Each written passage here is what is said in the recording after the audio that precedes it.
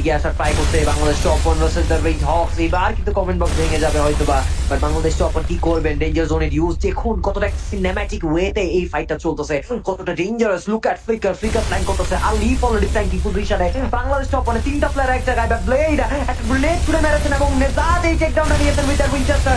এবার প্রেসারে ফ্লিকার, কোথায় আপনি? নেজাদের কিল কনফার্ম, বাট এদিকে টেকডাউন নিবে ব্লেড। কাজের কাজ করেছেন বাংলাদেশ টপ 1 এর প্রেসার, নেজাদকে স্পট করে ফেলবে, অ্যাটাক করবে ব্লেডের উপরে, বাট বাংলাদেশ টপ 1 এর প্রত্যেকটা শট মিস হয়েছে। আলিফ কোন দিকে আছেন? ফ্লিকারের শট এন্ড হাত গেছে টেক ডাউন, এবং বাংলাদেশ টপ 1 এর জাস্ট একটি মাত্র player Alif is surviving, but Alif you need to get out of here. But এই জায়গায় সবথেকে বড় মিস্টেক কি ছিল জানেন বাংলাদেশ টপ 1 এর? তাদের তিনটা প্লেয়ার এক জায়গায় থাকা।